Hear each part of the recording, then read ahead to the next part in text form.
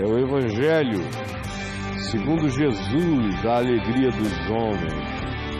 Ele que nos ensinou que a sua alegria em nós é a nossa força. E é exultando que erguemos a cabeça e o aguardamos. Hoje eu quero ler o que o apóstolo Paulo nos diz aqui em Filipenses, no capítulo 2. Filipenses, no capítulo 2, diz: assim pois, ou por causa dessas coisas, que coisas? Que Jesus não julgou como usurpação ser igual a Deus, antes a si mesmo se esvaziou, tomando a semelhança de servo, tornando-se em semelhança de homens, e reconhecido em figura humana, a si mesmo se humilhou, tornando-se obediente até a morte e morte de cruz, pelo que também Deus o exaltou sobremaneira e lhe deu o nome que está acima de todo nome, para que ao nome de Jesus se dobre todo o joelho nos céus, na terra e debaixo da terra, e toda língua confesse que Jesus Cristo é o Senhor, para a glória de Deus o Pai. Isso é o que está dito antes. Aí ele diz: assim pois, por causa disso, sabendo disso, que aquele que se exalta será humilhado, mas aquele que se humilha será exaltado. E ele diz: aprendam com Jesus, tenham o mesmo sentimento. Ele, que era Deus, não o julgou como usurpação o ser igual a Deus, antes a si mesmo se humilhou e escolheu o caminho mais humano entre os humanos, pelo que Deus o exaltou e lhe deu o nome que está acima de todo nome. O caminho para verdadeira exaltação, para ser colocado aonde só Deus pode colocar, é o caminho daquele que, no que diz respeito a si mesmo, escolhe andar com o mesmo sentimento que houve em Jesus. Escolhe andar com o mesmo sentimento que houve em Cristo Jesus. Se alguém quer ser colocado diante de Deus na dimensão espiritual, nas moradas mais sublimes da percepção, então assuma para si o mesmo sentimento que houve também em Cristo Jesus, o qual, sendo Deus, decidiu viver a mais humana de todas as dimensões e possibilidades de vida, pelo que Deus o exaltou, pelo que Deus o exaltou. Assim, pois, sabendo disso, aprendendo com isso, tendo essa referência, sendo motivados por essa motivação e tendo essa garantia de que aquele que anda como um ser humano entre os humanos e que não busca se exaltar nem se divinizar ou se superiorizar entre os humanos, esse é aquele a quem Deus exalta sobremaneira. Assim, sabendo disso, entendendo que o princípio é este, meus irmãos amados, Paulo diz, como sempre me obedecestes, me entendestes e crestes que eu não estava dizendo tolices, sempre estive dizendo aquilo que pode fazer vocês crescerem. Portanto, agora, não só na minha presença, mas neste momento, inclusive na minha ausência, quando eu escrevo uma carta, levem a sério o que eu estou dizendo. Portanto, tudo que eu estou dizendo tem a finalidade de levar vocês a desenvolverem, a expandirem a salvação. Aí você pergunta, o que é expandir a salvação?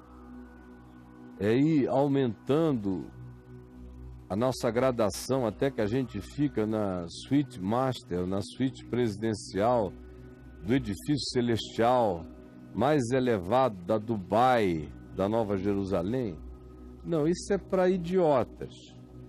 No reino espiritual, as coisas que são elevadas diante dos homens são tolas diante de Deus. A gente está falando de coisa eterna, não dessa brincadeirinha da fantasia palhaçada dos homens imbecis. Não. Desenvolver a salvação tem a ver com desenvolver a humanidade. Porque eu sou salvo para me tornar humano. Não é para me tornar qualquer outra coisa. Eu perdi a minha humanidade. Eu tenho lampejos dela. Mas ela murchou na alma humana.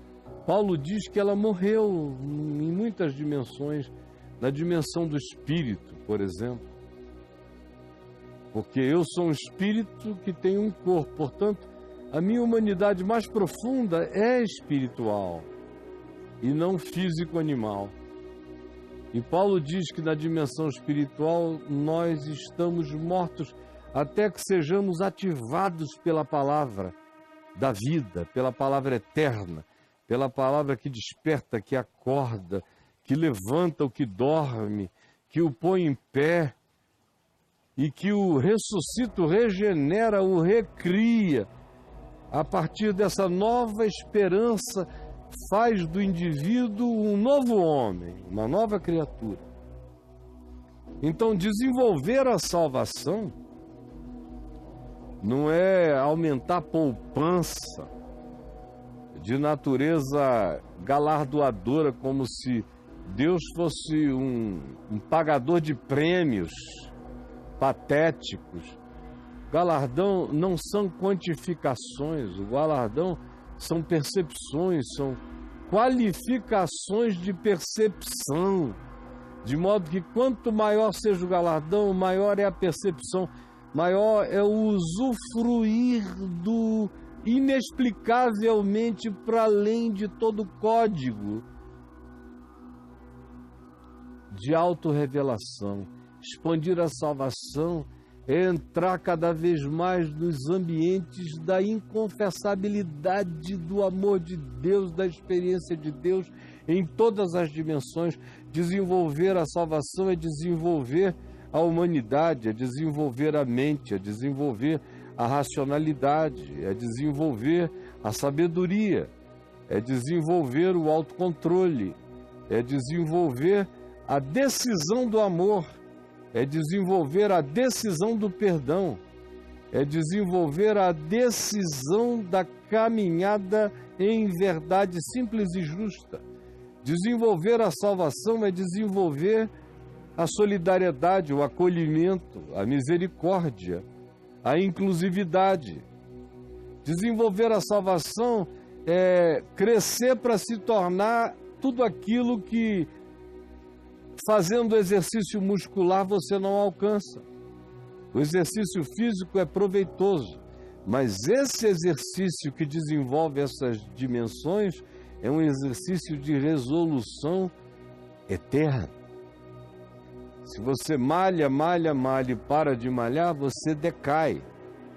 Agora, esse exercício espiritual, mental, psicológico, emocional, que subordina todas as coisas à consciência e que é o que faz crescer da musculatura espiritual, psicológica e poder para nós, isso acontece pela via dessa decisão de que eu só me expando se a minha humanidade se expande. Não existe ninguém grande com a humanidade encolhida. O indivíduo pode ser rico, poderoso, dono do mundo, mas tem a alma do tamanho de um caroço de quase coisa nenhuma. Tem um poder mental funcional para funcionar produtivamente no mundo material, mas espiritualmente falando é um ser não desenvolvido, anão no espírito, na consciência. É apenas um bicho de raivas e de impulsos e de saltos, mas não desenvolveu a salvação. desenvolver e expandir, porque a salvação é a plenificação da minha humanidade, e desenvolver a salvação é ir plenificando cada vez mais a minha humanidade. E é mais do que isso. Ao fazer isso, eu expando as minhas outras dimensões na vida. Porque como é que você haveria de se desenvolver para se tornar uma pessoa rija e forte?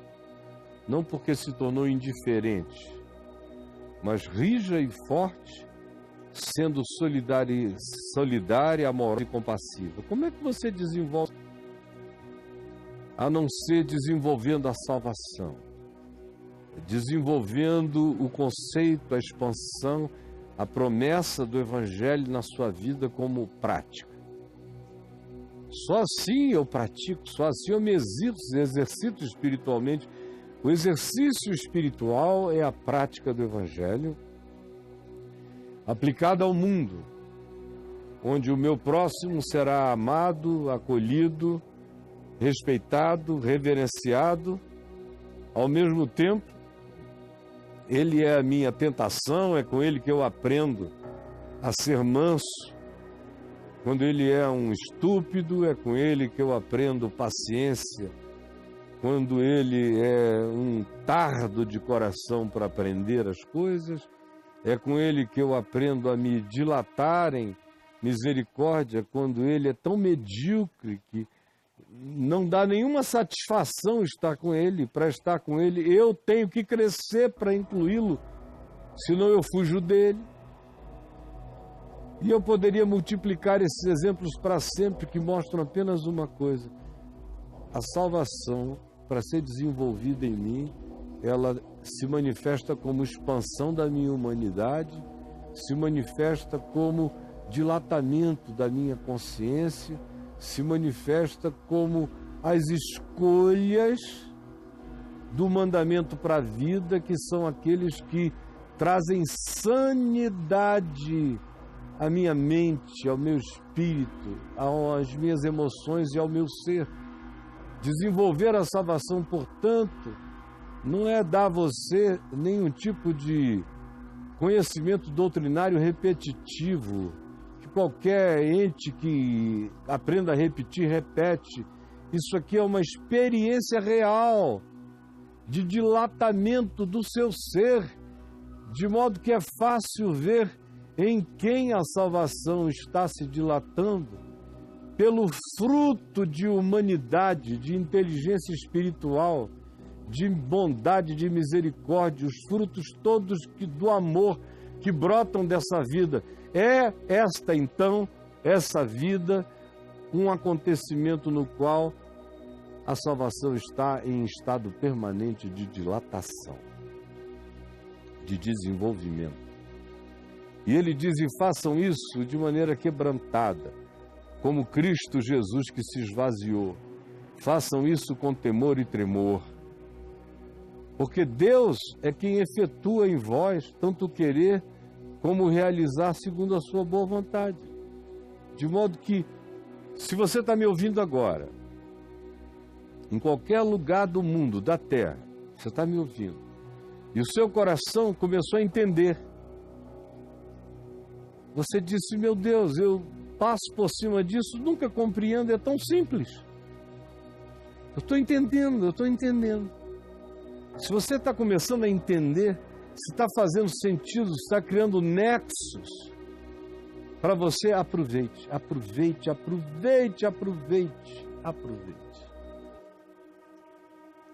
Porque é Deus quem efetua, é Deus quem ativa, é Deus quem efetua, é Deus quem ativa em nós. O efetuar é uma linguagem que designa o ativamento. É Deus quem deu, quem fez esse ignition em você, tocou. É Deus quem ativa em nós tanto essa vontade que você está tendo, nunca tinha tido e agora está nascendo em você, como também é Ele que ativa o poder da gente realizar. E a boa vontade dele é essa, que nós cresçamos, que nós deixemos de ser apenas o boneco de carne, o mamífero, o humano, e nos tornemos gente segundo a imagem do Filho de Deus, que sendo Deus não julgou como usurpação ser igual a Deus e se tornou o homem dos homens, o Filho do homem, o homem da humanidade. E assim eu aprendo que o meu caminho para desenvolver a minha salvação é em assumindo a minha consciência de herdeiro de Deus em Cristo, me fazer o mais humano de todos os humanos. E se isto chegou a mim e despertou em mim uma percepção, criou um nexo, fez sentido, aproveite.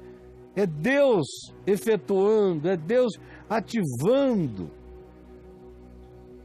em você esse querer.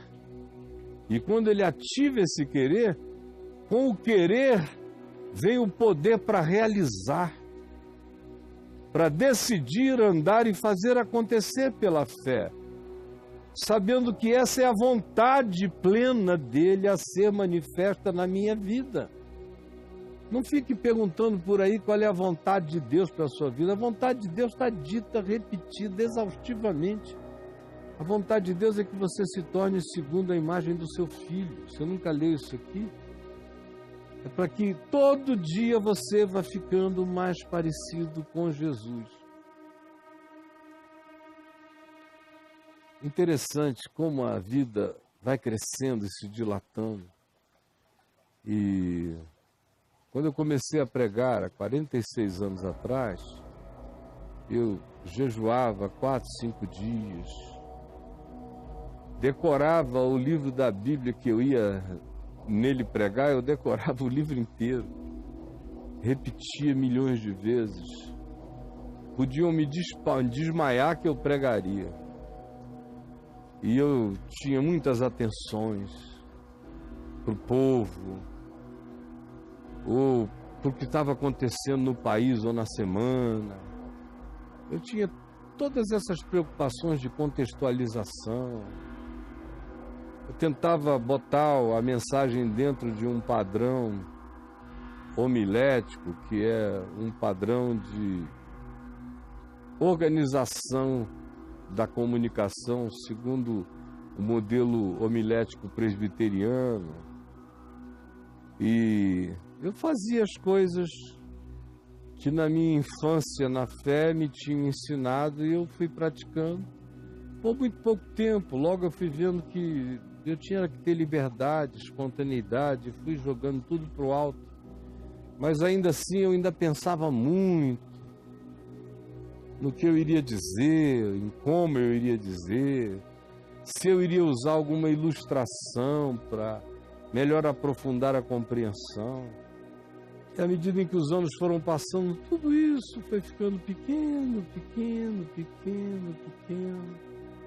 Aí de uns 20 anos para cá, eu simplesmente decidi, ir a qualquer lugar e dizer o que mais profunda, sincera e intimamente eu estou com vontade de falar. Por razões diversas, inclusive, eventualmente, por razão nenhuma, só porque é o que está mais ardente dentro de mim. Mas hoje em dia eu fui um passo além disso.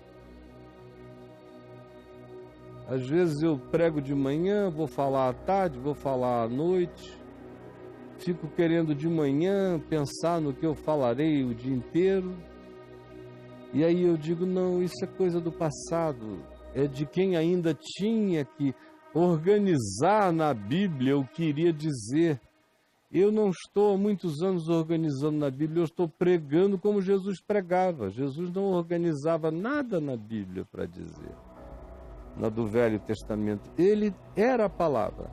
Os apóstolos não organizavam na Bíblia para dizer. Eles tinham aquele jorrar de consciência, de modo que cada um propõe o que crê que é verdade e é o que sabe e é o que crê que é a palavra para a hora. Foi assim com todos eles, antes de haver o condicionamento imposto pelo livro. As pessoas que pregavam o que julgavam de Jesus ser o mais pertinente, o mais necessário para aquela dada hora. E hoje em dia comigo é assim. Eu fui um pouco para além disso. Eu assumo que eu sou Jesus ali.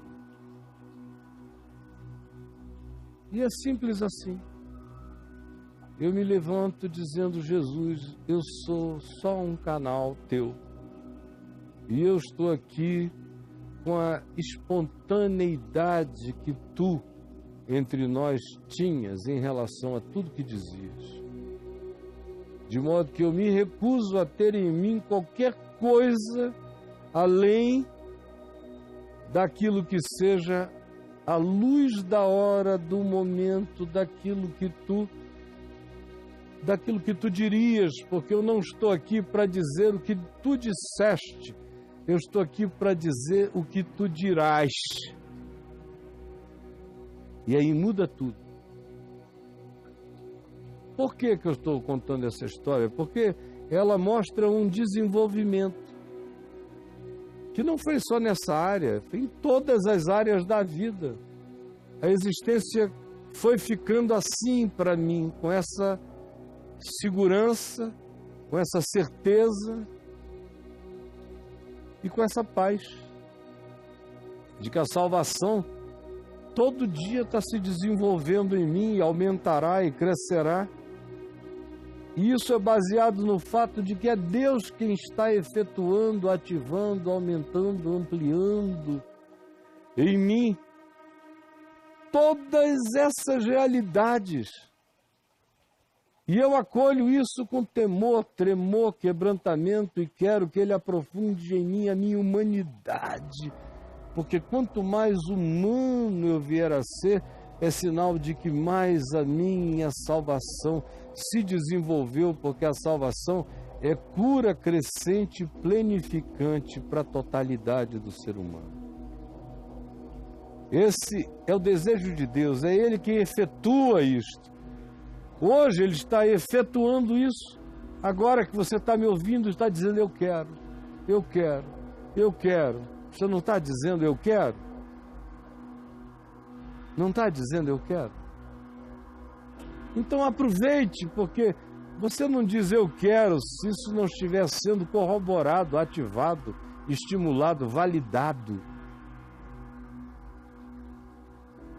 por Deus no seu coração. Aí o apóstolo Paulo começa a designar alguns dos principais sinais na vida de quem a salvação está se desenvolvendo. São muitos sinais, mas ele aqui diz algo que eu acho significativo ao extremo.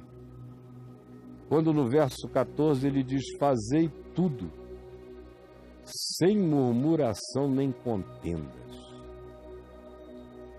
para que vos torneis irrepreensíveis e sinceros, irrepreensíveis e sinceros, filhos de Deus, inculpáveis no meio de uma geração pervertida e corrupta, na qual resplandeceis como luzeiros no mundo. Olha só, preste atenção no que ele diz. Vos torneis irrepreensíveis e sinceros, filhos de Deus, inculpáveis, no meio de uma geração pervertida, doente, corrupta, na qual resplandeceis como luzeiros no mundo. E o que nos coloca na vereda disso, de assim nos tornarmos?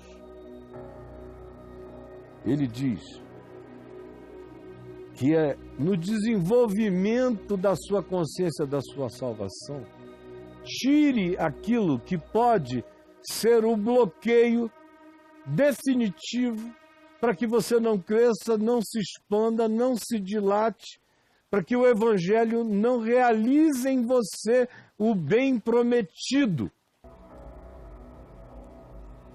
Porque se você praticar essa negatividade que eu vou anunciar, isso bloqueia o processo inteiro. E que negatividade é essa? Que me impede de me manifestar como um filho de Deus irrepreensível e sincero, inculpável no meio de uma geração pervertida e corrupta, na qual eu resplandeço como um luzeiro no mundo. O que é que pode bloquear isso? Impedir mais do que qualquer outra coisa esse crescimento, esse ativamento na graça de Deus. É o que Paulo diz aqui: fazei tudo, tudo é tudo. É não criar nenhuma cláusula de permissividade para aquilo que ele vai anunciar. De modo que ele diz, fazei tudo, não há nada a ser deixado de fora. Isso é para permear tudo. Fazei tudo sem murmurações e nem contendas. Eu sempre achei isso extraordinário. Porque à medida em que você vai vivendo, você vai vendo que o que mais impede uma mente, um coração, de crescerem em Deus, é a murmuração e a contenda. Mais do que qualquer outra coisa no deserto, quando o povo de Israel atravessava o deserto por 40 anos, mais do que qualquer pecado, e eles pecaram muito, mas nenhum deles foi mais avassalador para deixá-los andando e correndo atrás do rabo por 40 anos do que a murmuração. Em 1 Coríntios 10, há uma lista de 4, 5 coisas que atrapalharam a eles no caminho. E no meio delas está lá a murmuração e contenda. Você veja, Moisés não entrou na terra prometida porque falou irrefletidamente, porque jogou a amargura dele na forma de uma confrontação cheia de espírito de contenda, de raiva. O Senhor tinha dito, fala a rocha e ela dará água. Ele estava com tanta raiva que ele pegou a vara dele e deu 3 vezes na rocha. Sai água daí! Com raiva. E aí não se expandiu para entrar na terra. Fazei tudo sem murmuração e nem contenda. Esse espírito de murmuração e contenda é um negócio que acaba com qualquer graça de Deus no coração da gente. Aquele que murmura é ingrato. O que é ingrato não acolhe a graça. Só é grato quem acolhe a graça e responde a ela com gratidão. Então, quem murmura não é grato. Quem não é grato não recebe graça. Quem não recebe graça não aprende a perdoar. Quem não aprende a perdoar vive para murmurar. Quem vive para murmurar vai provocar ódio, contenda, resposta, reação, guerra, inimizade, antipatia. Azeda o espírito, contamina o ambiente, é um ente radioativo daquilo que destrói a alegria de viver. A murmuração e a contenda acaba o casamento, acaba o relacionamento, faz você perder o emprego ou não ser levado a sério na sua profissão se você é um ente de murmuração, contenda, se você dificulta a vida para você e para todo mundo. E o interessante é que Paulo diz, se você entra nesse molde, a salvação não se desenvolve, não tem como ela crescer num coração tomado por murmuração, ingrata, negatividade, coitadismo, autopiedade, zangada, magoada para com a vida. Como a salvação vai se desenvolver em quem tem esse olhar, essa atitude? E que por causa da murmuração engendra contendas, Não adianta, você pode passar a semana de joelho, orando e jejuando. Mas como diz Isaías 58, você pode se tornar um ser que inclusive jejua para contendas. Jejua pedindo a Deus que cumpra o seu desejo caprichoso de vingança contra os seus inimigos. Esse homem não receberá de Deus nada, mas receberá uma boa unção de malignidade do inferno. De Satanás o ungirá. Você está brincando com a sua murmuração, ou dizendo, não, é só nessa área aqui que eu vou murmurar. Não murmure em nada. Fazei tudo sem. Fazei tudo sem. Sem essa atitude murmurante, ela é negativa. Ela contamina os outros. Ela faz todo mundo olhar para você e querer fugir, querer te deixar. Se alguém te vê, se esconde. As oportunidades fogem de você. Os bons negócios fogem. As boas pessoas se afastam. Uma pessoa assim só atrai os idênticos e fica mais amargurada. E existe com espírito contencioso, desconfiado. Tudo vai dar errado. E graça nenhuma vai crescer em você. Nenhum carisma, nenhuma luz, nenhuma simpatia, nenhum poder de atratividade. Você não vai ficar só insignificante, você vai ficar significativamente horripilante. E aonde você estiver, um problema vai aparecer. Você vai arranjar algo para desenvolver. A salvação você não desenvolve, você desenvolve murmuração, contenda e toda sorte de coisas ruins. Não façam isso, porque não há como vocês darem testemunho de irrepreensibilidade, de sinceridade, como filhos de Deus inculpáveis no meio de uma geração pervertida e corrupta, na qual resplandeceis como luzeiros, se vocês forem filhos da murmuração e da contenda. Não será possível, sendo filho da murmuração e da contenda, desenvolver nada disso. Nem tampouco preservar a palavra intacta em vocês. Não existe evangelho possível para ser mantido de maneira ativamente frutuoso na nossa existência, se você é um ser de murmurações e de contendas. Que boa nova pode crescer em você se a sua atitude é essa, se o seu espírito é esse, se você dá razão à sua murmuração e à sua contenda em praticamente tudo que faz. A palavra de Deus não é preservada, a palavra da vida, o evangelho, vai se apagando, não produz fruto em você.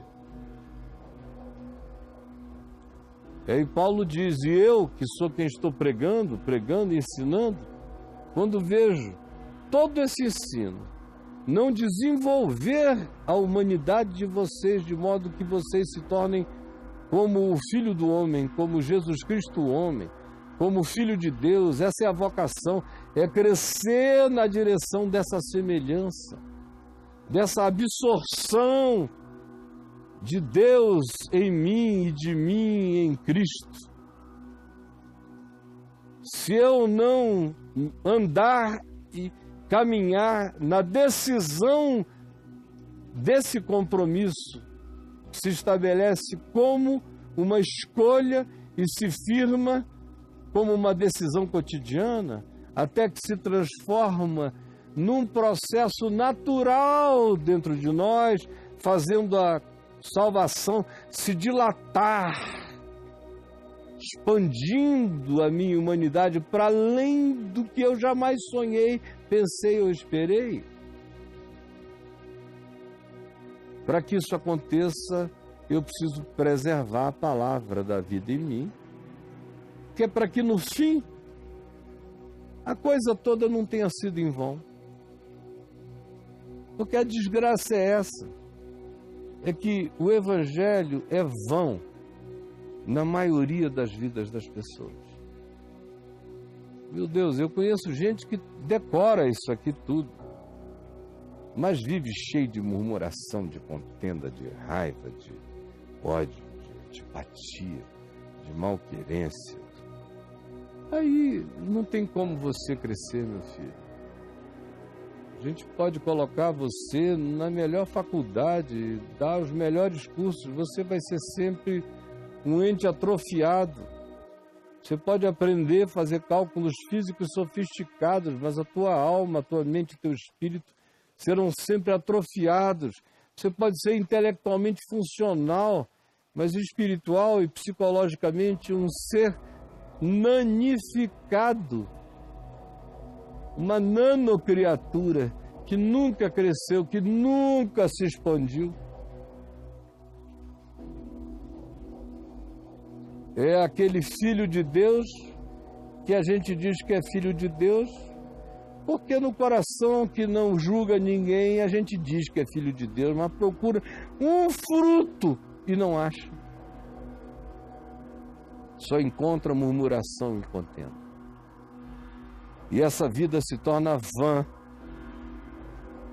E de quem creu que essa existência dessa pessoa podia dar algum fruto, para esse que teve essa esperança, a frustração é grande. Como Paulo diz, para que não aconteça de que eu veja que corri em vão e de que eu me esforcei inutilmente na vida de vocês, porque tudo que eu trouxe de palavra de revelação para expandir a altura, o comprimento, a largura e a profundidade e o amor de Cristo que excede a todo entendimento, isso nunca será possível se a sua vida for adubada com murmuração, contenda e negatividade. Eu fico por aqui perguntando a você se o melhor tempo da sua vida é o que você se lembra no passado. Eu observo que provavelmente 95 ou mais % dos cristãos que eu conheço, toda vez que você fala em dias de felicidade no mundo espiritual e pessoal do indivíduo, ele sempre se remete para um tempo passado, normalmente na hora da conversão e no primeiro ano ou segundo, quando ele estava naquela alegria de ter encontrado algo e alguém que mudariam completamente a sua vida. Aí logo depois ele começa a ser feito líder de célula, de grupo, de classes, de escola, de ensino. Aí ele é ordenado obreiro, diácono, presbítero. Depois encasquetam de que porque ele se comunica bem como um camelô, ele pode ser feito pastor. Mas você encontra com ele 20 anos depois e você percebe que ele está cheio de manhas, de cacuetes, de vícios, da malandragem profissional dos pastores, cheios de manias, maneirismos, tapumes, proteções, escudos. Você olha e você não enxerga a pessoa. Tem um personagem ali, mas não tem mais gente. E todas as histórias que essa pessoa conta sobre o melhor de Deus na vida dela produz uma remetência para o passado, para o primeiro amor, assim chamado, porque hoje, honestamente, o que sobrou nessa vida é a murmuração, é a contenda, é a chateação, é a cobrança, é a ganância, é o quero mais, é a comparação, é a inveja, é a ira, é a facção. Ele se tornou uma figura eclesiasticamente conhecida e famosa, espiritualmente morta. O Evangelho não produz um fruto novo nessa vida. Você olha E você vê apenas um boneco que decorou passagens bíblicas, só decorou e repete. É um androide, mas não tem gente crescendo, não tem luz no olhar, não tem comunhão com Deus se expandindo, não tem humanidade melhorando, não tem graça, carinho, misericórdia, afetuosidade, não tem Cristo sendo visto no indivíduo. São pessoas que no máximo falam o nome de Deus e de Jesus, mas você não vê nenhum brilho da face de Cristo neles. Nenhuma ternura de Jesus, nenhum olhar de Jesus, nenhuma compaixão de Jesus. O Evangelho não está se desenvolvendo, a salvação parou. Em alguns casos, ela secou, como aquela figueira para a qual Jesus disse: nunca mais nasça fruto de ti, porque tu és só fachada, só folha e não tens fruto. Desenvolvei, ficai parecidos com Jesus. A salvação que cresce é a salvação que me torna humano e que dia a dia me assemelha mais nos atos, decisões, valores e escolhas da minha vida, me assemelha mais e mais com Jesus, com a sua graça, com a sua paciência, com a sua misericórdia, com a inteligência espiritual que ele manifesta como trato de tudo no Evangelho. E é isso que eu tenho que absorver, e você também, para que a salvação em mim se dilate, para que eu tenha como o melhor dia da minha vida na terra, o último dia da minha vida na terra, porque eu não pare de crescer para sempre. Isso é desenvolver a salvação, e para que isso seja ativado, é Deus quem ativa, e Deus ativa, efetua isso em nós, quando, como eu já disse antes, num tempo e num momento como agora, quando você está me ouvindo aí, o coração está dizendo: eu quero viver assim, eu quero passar pela vida assim, eu quero crescer assim. Senhor Jesus, coloca esse apetite incontrolável, essa vontade de crescimento no coração de cada uma dessas pessoas queridas que estão aqui com a gente e no coração das milhares e milhões que vão me assistir no curso dos dias, dos meses e dos anos, que aonde quer que essa palavra chegue, ela produz todos os desconfortos para o bem, todas as provocações para a vida e para a conversão a uma consciência que ambicione conhecer a altura, a profundidade, o comprimento, a largura e aprovar todo o amor de Deus em Cristo que excede a todo entendimento. É o que eu te peço por mim, por todos e pelos meus irmãos e irmãs, em nome de Jesus. Amém.